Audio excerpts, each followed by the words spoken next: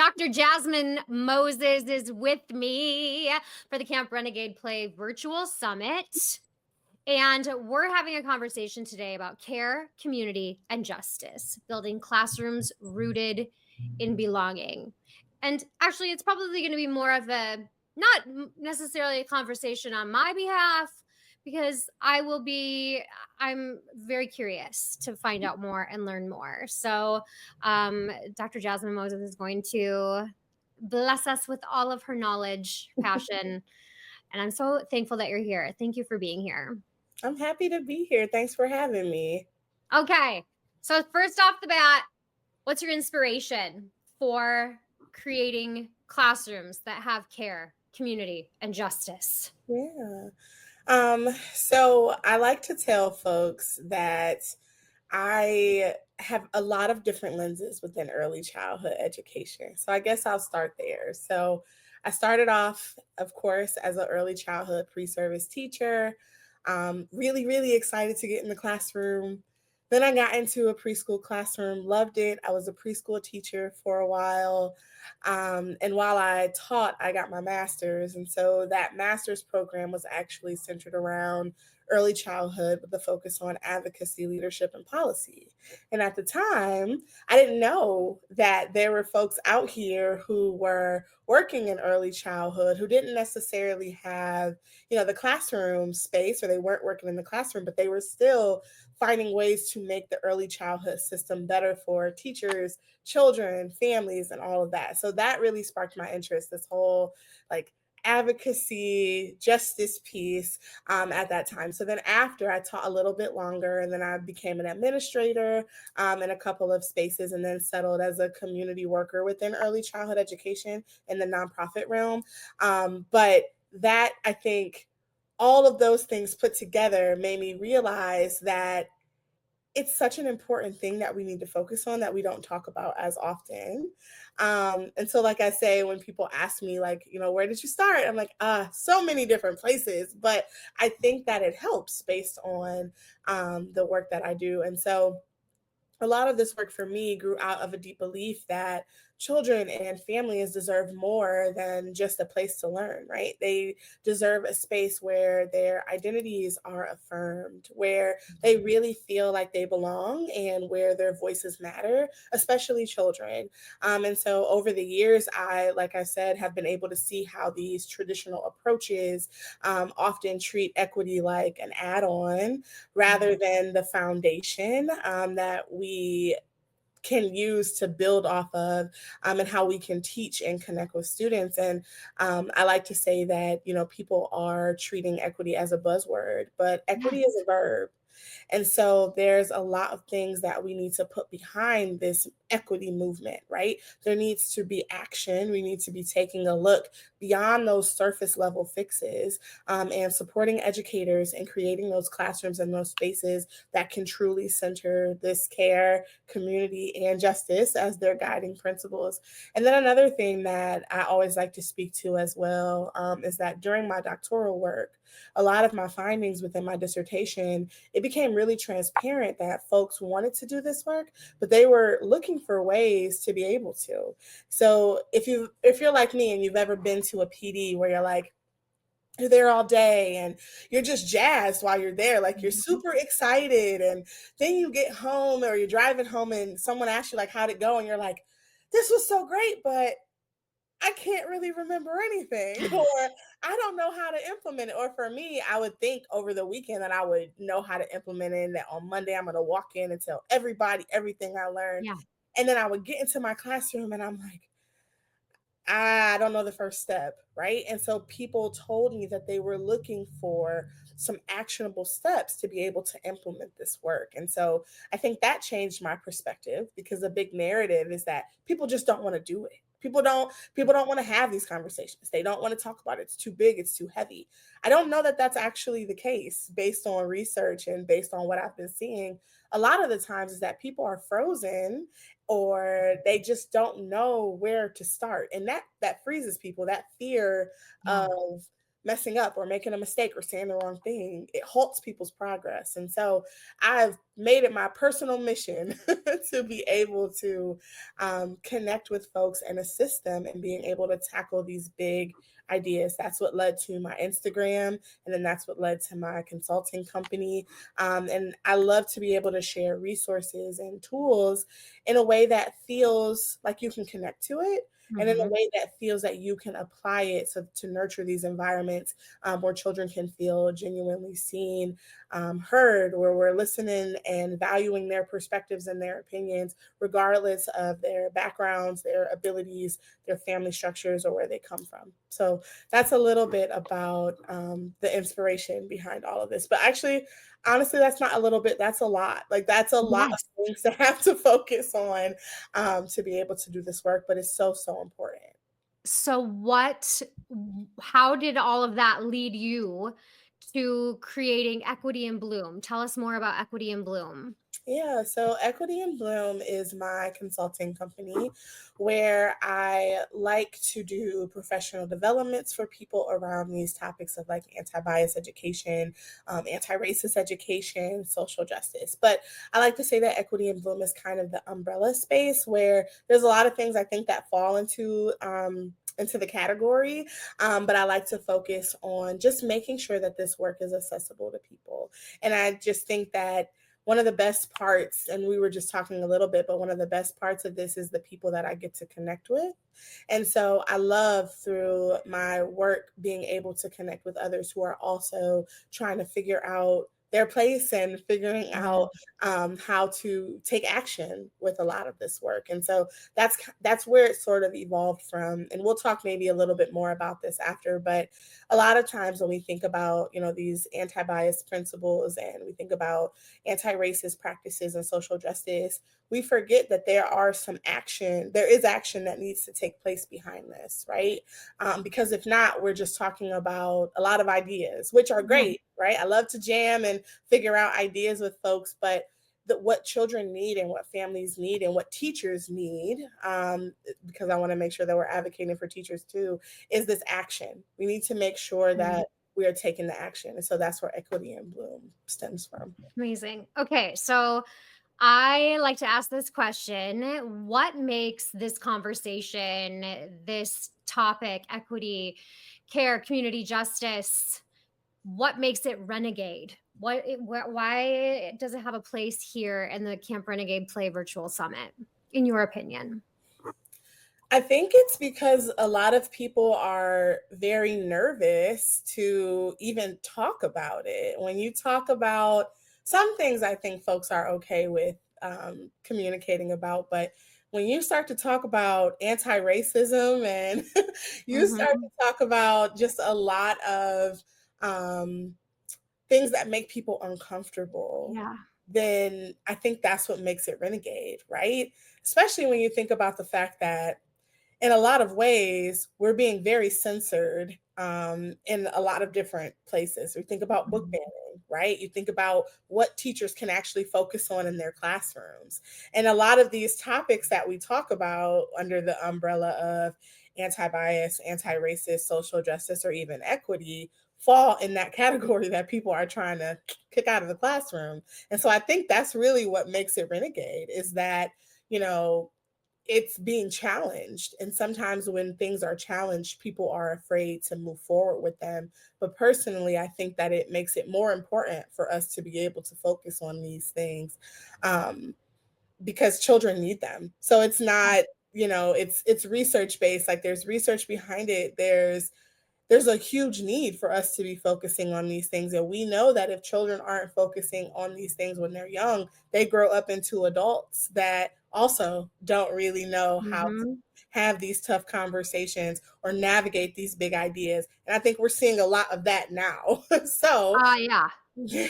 I think a easier step is to introduce these topics when children in developmentally appropriate ways, but when Mhm. children are able to have these conversations and trust that they're able to have these conversations um, early. And I think that that's probably why people think it's such renegade topic, and that's why I thought it would fit perfectly in Yeah.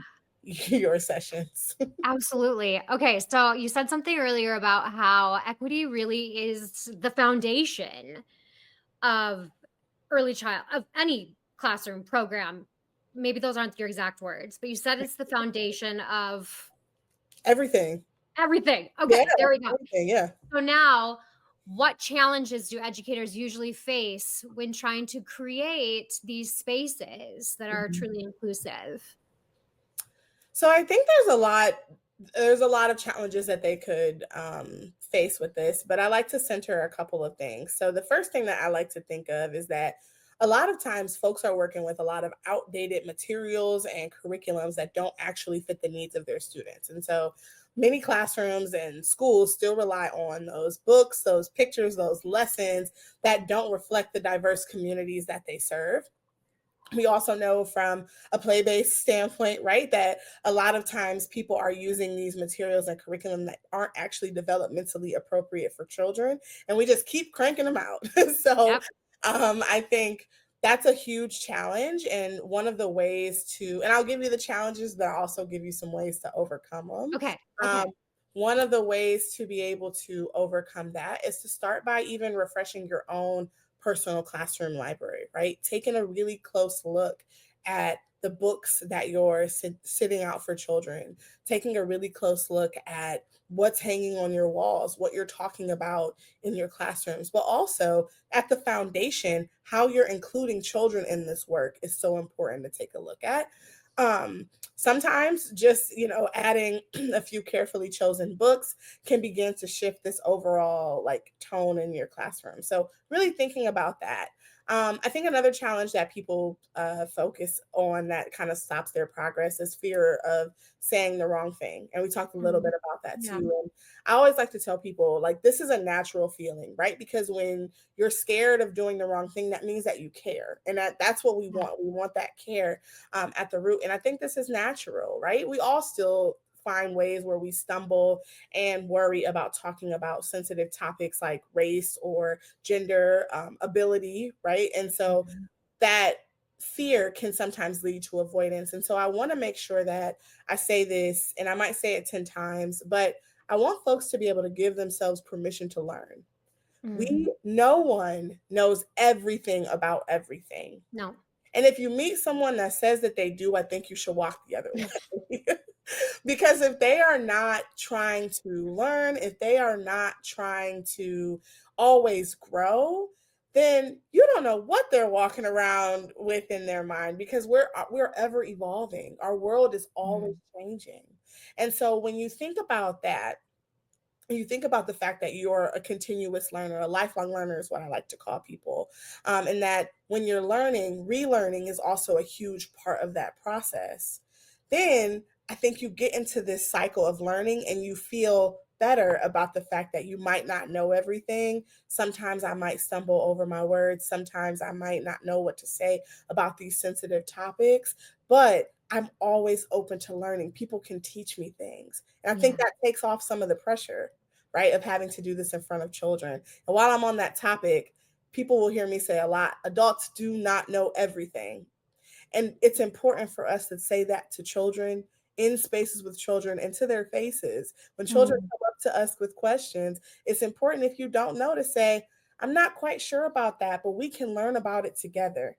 I'm not quite sure about that, but let's talk about research and what this means, right? Mhm. Giving them that foundation so that as they get older, they feel less pressure. They know that they can learn and continuously find new knowledge and seek out new answers. And it is a better cycle for all of us to be involved in. And so, fear of saying the wrong thing, I understand that it's a huge fear for some, but just make sure that you're always leading with love. And when you're Yeah. always leading with love and you're being genuinely curious, you can make sure that, even if you're not saying the wrong thing, you're apologizing and you're trying to find a way to learn and to make a change in a different way. Um, Mhm. Beautiful. Thank you. yeah, I think another Mhm. thing is sometimes that lack of confidence, when, you feel like you know a little bit and you're like, okay, I know some, but I don't know all of this. And that lack of confidence, I think, is another way that people kind of start to pause on this work. And I think it just goes back to the continuous learning piece, right? You don't have to be the most confident person in the room to start this work. I want you to spend time. I want you to listen to the voices in your community.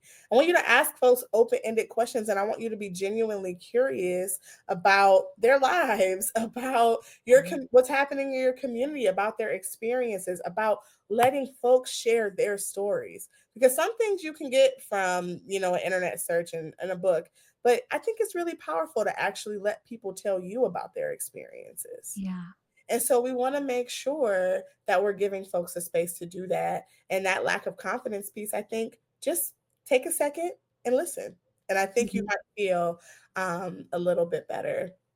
And then another Mm. thing that comes up for people is like limited supports from families, from their administrators, which is a Yeah. big one because you got to keep your job, right? Got to stay employed.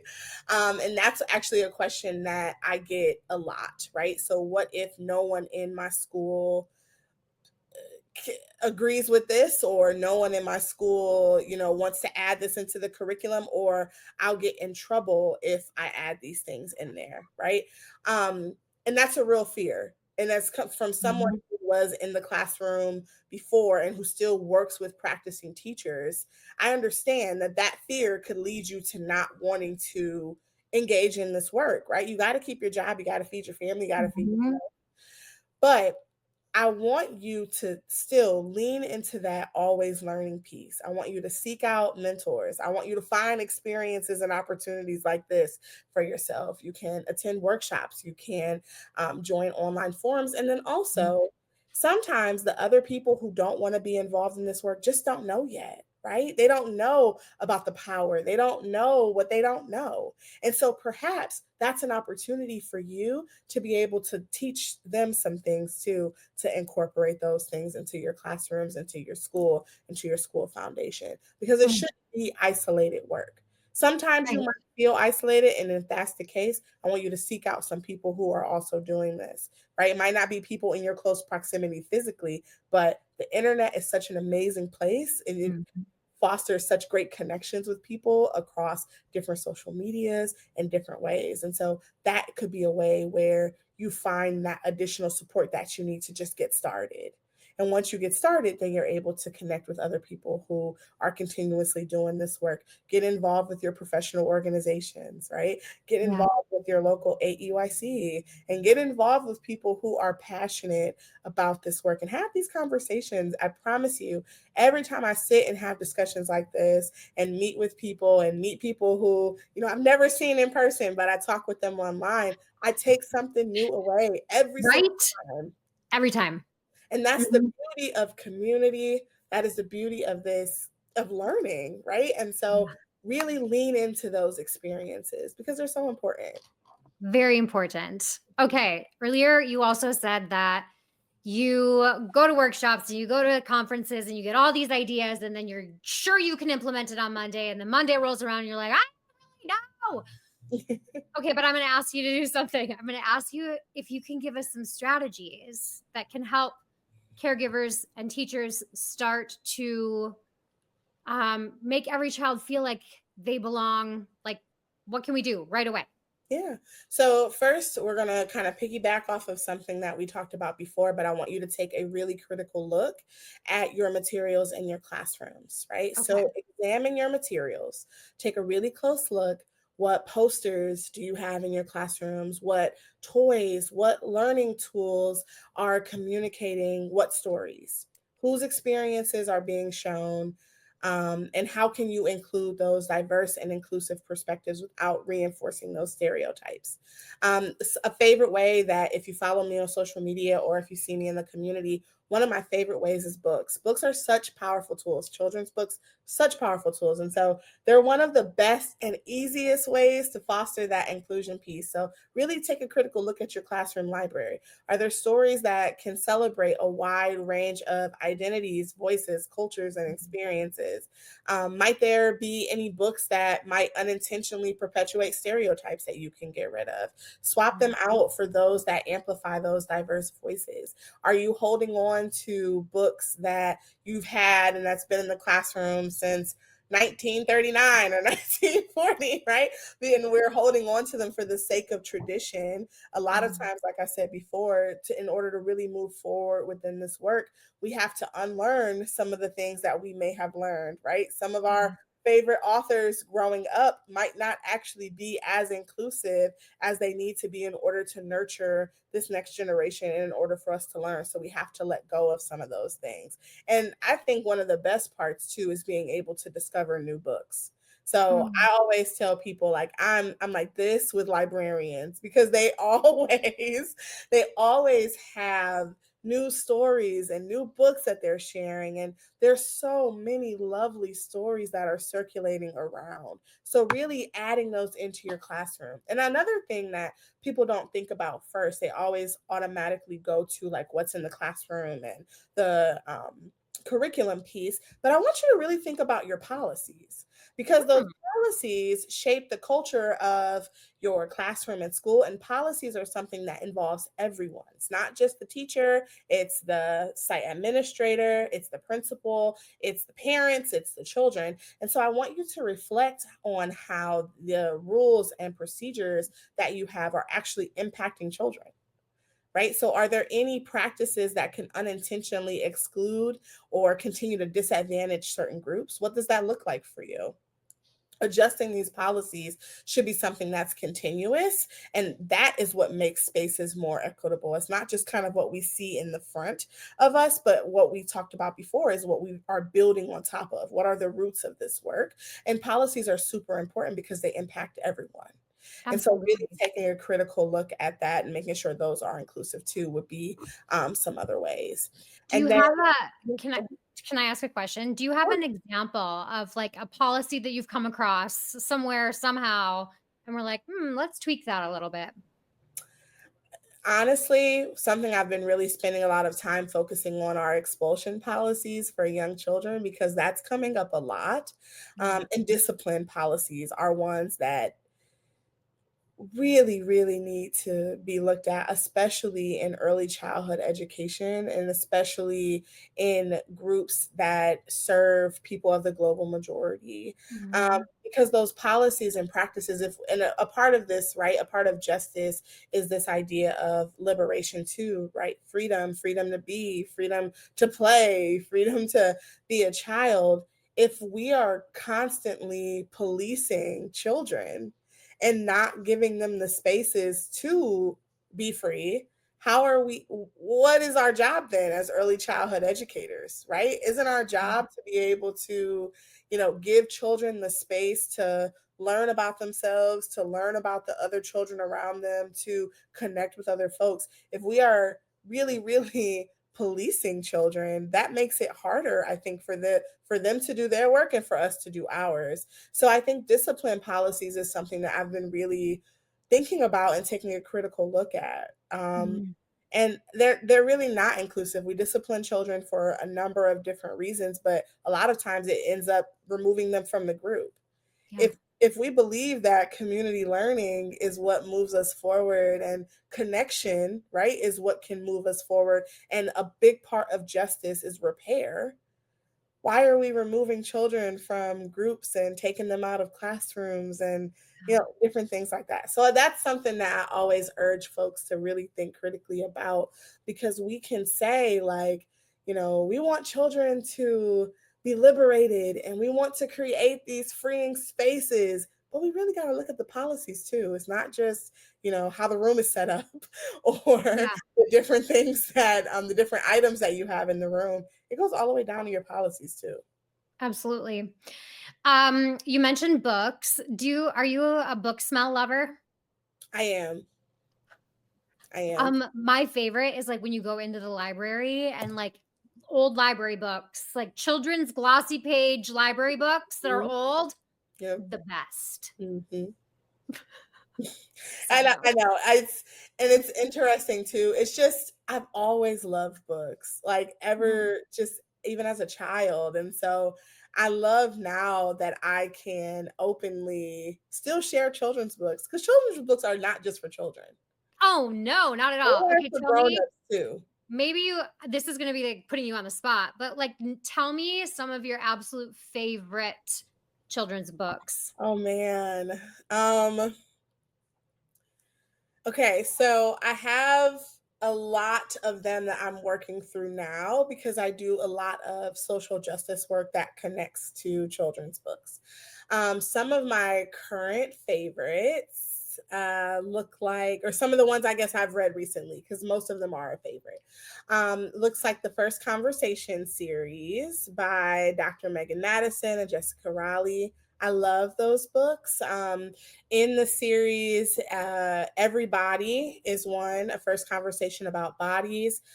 We Care, a first conversation about justice, is one that I've been Ooh, really leaning into, especially in my current work.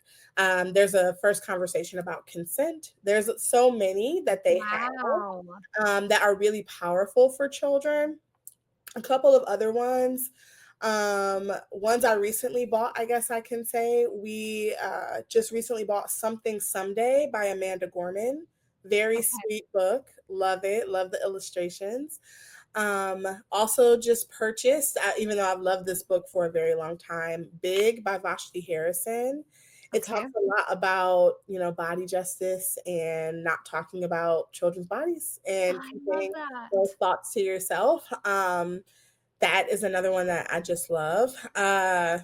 Ooh, I have so many. Oh my gosh, that list right there, though, like, I'm gonna Amazon after this. Yeah, I have so many that I always love to share. I'm really getting to the point where someone says, I want to talk about body justice. I'm like, okay, here's a book for you.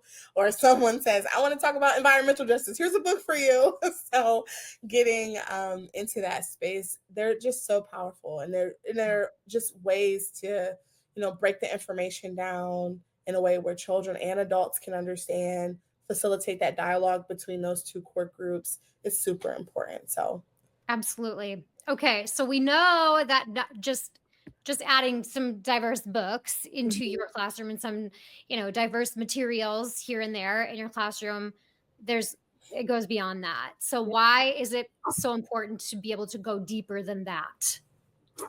I think it's just about weaving equity and justice once again into everything we do. So while those books and those materials are a great starting place, anti-bias work and social justice work and anti-racist work, all of the above, is about how we teach, how we build relationships, and how we create those spaces where our children and our families feel valued and empowered. Mm, And I said this a little bit before, but in the beginning of our work, we tend to focus a lot on the first two anti-bias principles, right, of identity and diversity. So we know that those things are important.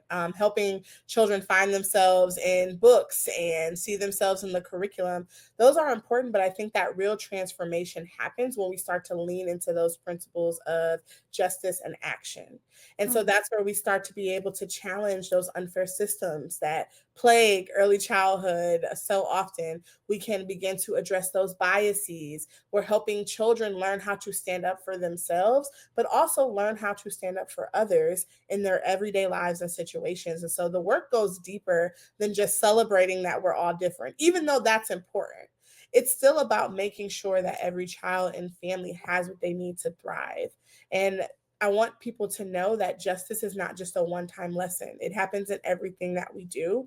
It's how we model fairness. It's how we respond to harm. It's how we repair. It's how we teach children to see and act on these inequities that are happening in the world. And so I think that's where the real change can happen. And that's kind of how we're taking it beyond just adding in those diverse books and materials, but moving it into something that's sustainable and making a huge impact. mm, amazing. Where okay, first I'll ask, is there anything else that you have rolling around in that beautiful brain of yours that you wanna make sure people know leaving today? Yeah, I have a couple of lasting words. So, a few takeaways that I want you to take with you as you go and go back into your classroom, right? Besides the other things, the other strategies, I want you to really think about being intentional.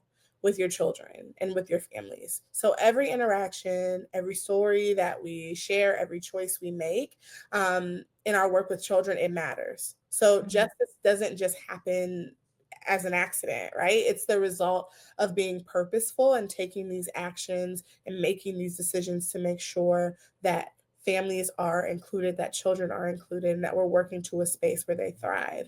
I want you to also remember to always lead with love in this work, and that's at the center. Love for children, love for early childhood, love for children's potential, love for their families, and love for the world that we're trying to create. It can be easy to get bogged down with everything that we see in the news, with book bans and with just scary news things. But when we lead with love, it keeps us grounded, right? And when we have that hope, we know that even if the path gets tough, we can do this.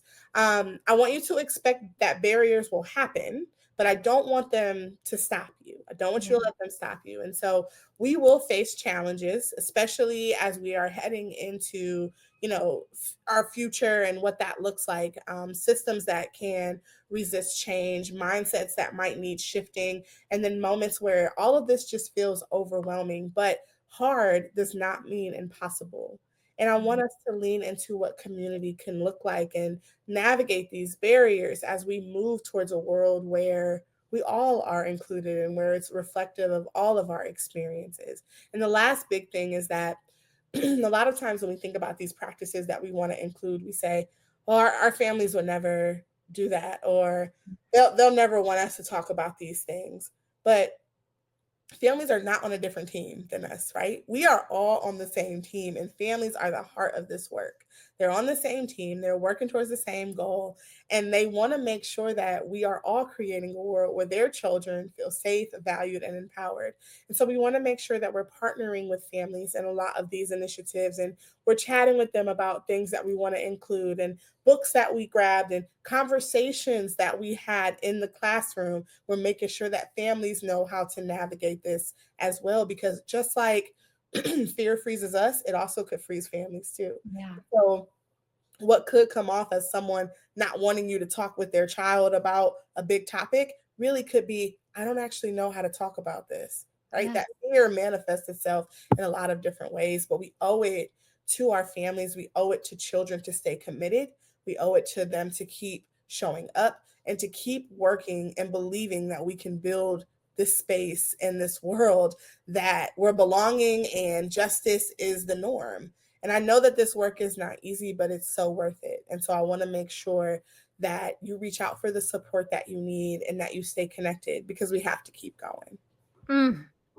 I know that people can feel the love, the care, um, the community that you are trying to build around you and rally around you and send forth into the world to keep learning. Mhm. Thank you for holding space for us to make mistakes, to keep learning.